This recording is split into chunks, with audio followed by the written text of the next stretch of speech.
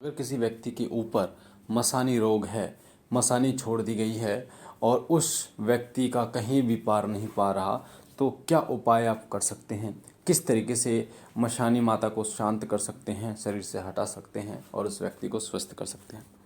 तो इस वीडियो में आपको मसानी माता को हटाने का उपाय, यानी जो मसानी नेगेटिव यानी नकारात्मक ऊर्जा है माता की, उस शक्ति को हटाने का उपाय बताऊंगा। मसानी कितने तरीके की होती हैं, मसानी क्रिया क्या होती है, ये बताऊंगा। साथ ही माता मसानी का भोग भी आपको मैं बताऊंगा और किस तरीके से आप पीड़ित व्यक्ति का इलाज कर सकते हैं, ये भी मैं आपको बताऊँगा।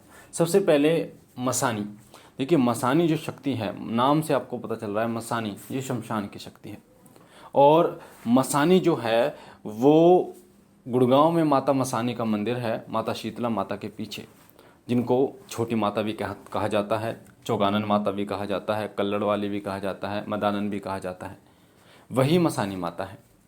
शीतला माता जो एक सात्विक देवी है, जो कि हमारे घर की कुल देवी है, उसी तरीके से माता मसानी सात्विक भोग भी वो स्वीकार करती हैं, तामसिक भोग भी वो स्वीकार करती हैं। तो जो माता मसानी हैं वो मसानियों की रानी है। माता मसानी सबसे ऊपर है।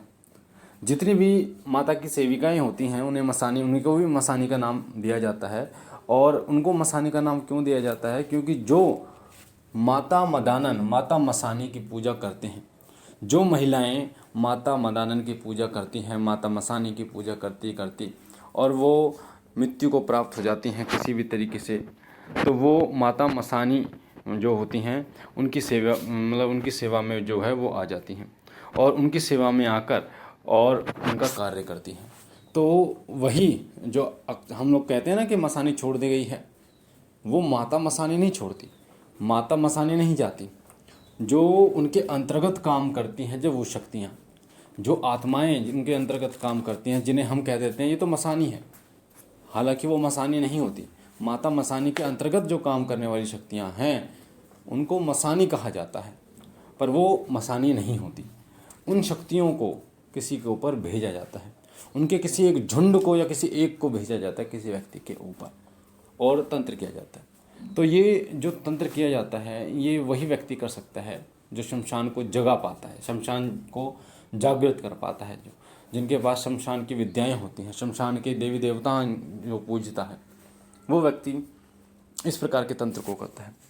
और ये जो तंत्र होता है ना, बहुत ज़्यादा कठिन तंत्र होता है, हटाना बड़ा मुश्किल होता है। व्यक्ति कर तो देते हैं इसको, पर हटाना बड़ा मुश्किल होता है। जो माता मसानी होती हैं वो तो एक देवीय रूप है, वो एक देवी रूप है और वो डायरेक्ट किसी के पास नहीं जाती। ये जितनी भी माता के अंतर्गत काम करने वाली शक्तियाँ होती हैं, माता इन्हें अपनी शक्ति प्रदान करती है, पर पूरी नहीं, मात्र 5 से 10% शक्ति ही इनके पास माता की होती है। बाकी माता, अब सोचो 5 से 10% शक्ति माता की इनके पास होती है, और ये फिर इतनी ताकतवर होती हैं कि हर भगत इनको हटा नहीं पाता, हर साधक, हर तांत्रिक इनको हटा नहीं पाता। तो अगर माता मसानी आ गई तो वो कैसे हटेंगे? तो जो मसानियों में नाम आता है, मेलोडी वाली मसानी, जेवर वाली मसानी, इस प्रकार से मसानियों का नाम आता है। और माता जो हम कह देते हैं मरगट वाली मसानी, तो इस प्रकार मसानियों का नाम आता है। तो सबसे जो टॉप पर हैं वो माँ मसानी, माँ मदानन हैं, गुड़गांव में, हरियाणा गुड़गांव में जिनका स्थान है वो है। और अगर किसी के ऊपर किसी भी तरीके की मसानी लगी हो जो कि माता के अंतर्गत काम करती हैं, तो इनको अगर हटाना हो तो माता मदानन को प्रसन्न कर इनको आसानी से हटाया जा सकता है। वैसे नहीं हटती है, अगर आप इनके साथ जोर जबरदस्ती करोगे तो नहीं हटेंगे। हालांकि ये एक अलग बात है कि आप जैसे बालाजी मंदिर जाते हैं तो बालाजी में ये हट जाती हैं, और वो बालाजी जाने और उनके जो सेवक जाने, चाहे वो कैसे ही हटाए, भाई हमारे लिए तो हट गई, चाहे वो उनको बांध के हटाएं, भोग दे के हटाएं, उनको हाथ जोड़ कर मनाएं, जैसे भी मनाएं, क्योंकि वो माता हैं, तो वो बालाजी महाराज जाने। उसी तरीके से जो देवी देवता होते हैं वो उनको हटाते हैं। वो किस तरीके से हटाते हैं? वो भगत की लाज रखते हैं और भगत जो है फिर उनको हटा देता है। तो जो मसानी रोग होता है ये बहुत ही ज़्यादा तीव्र होता है, और ये इतना तीव्र होता है कि व्यक्ति के शरीर को जो है ना वो हड्डियों का ढांचा बना देता है। हर कोई भगत जो है इनको काटने में सक्षम नहीं होता। तो जो शमशान की शक्तियों को पूजते हैं वो व्यक्ति इनकी पूजा करते हैं। और जब किसी के ऊपर ये किया जाता है तो उसका शरीर जो है वो बहुत कमज़ोर पड़ना शुरू हो जाता है, घर में परेशानियाँ आनी शुरू हो जाती हैं, घर में जो है अलग से 2-4 भूत और घुस जाते हैं उस घर में, और अलग अलग सपने दिखाई देते हैं, शांति घर में जो है वो हो जाती है। और इतना हो जाता है कि घर परिवार में जो पैसे की 1-1 रुपये के लिए तंगी हो जाती है, 1-1 रुपये के लिए वो जो है वो परेशान हो जाते हैं वो व्यक्ति। तो जो व्यक्ति मशानी रोग से पीड़ित होता है, सबसे पहले उसका लक्षण होता है कि वो सूखता चला जाता है, सूखता चला जाता है वो व्यक्ति जो मसानी रोग से पीड़ित होता है। दूसरा, वो सही और गलत सही निर्णय लेने की उसकी क्षमता जो है वो ख़त्म हो जाती है, वो अपने फ़ायदे का निर्णय नहीं ले पाता। साथ ही उसकी बुद्धि बहुत ज़्यादा वीक हो जाती है, गाल अंदर की तरफ उसके चले जाते हैं, हाथ पैरों में जो है वो ताकत नहीं रहती, और चलने में भी वो बहुत मुश्किल से वो चल पाता है। ऐसे व्यक्ति जो है वो मसानी रोग से जो है वो पीड़ित रहते हैं। दर्द, सिर में दर्द इतना होता है कि सर फटा जाता है, कभी कभी पैर भी सूज जाते हैं, चिड़चिड़ा हो जाता है, अकेले में उसका रहने का मन करता है। ये सभी लक्षण माता मसानी के लक्षण होते हैं, जो मसानी रोग के लक्षण होते हैं। अब हटाएं कैसे? हटाने के लिए आपको क्या करना है, आपको कुछ सामग्री लेनी है और चौराहे पर माता मदानन का भोग रख के आना है उस व्यक्ति के ऊपर से 21 बार उतार कर। सबसे पहले आपको 7 गुलगुले लेने हैं। गुलगुले किसे कहते हैं? नेट पे आप डालिए, यूट्यूब पे डालिए, गूगल पे डालिए, आपको पता चल जाएगा। गुलगुले, पुए भी हमारे यहाँ पुए कहते हैं। आटे में पानी मिलाकर, चीनी मिलाकर और सरसों के तेल में तल कर जो बनाते हैं उन्हें गुलगुले या फिर हम पुए कहते हैं। तो 7 गुलगुले लेने हैं। 7 प्रकार की मिठाई लेनी है, 7 प्रकार की मिठाई, जैसे 1 रसगुल्ला, 1 बर्फ़ी, 1 गुलाब जामुन, इस तरीके से।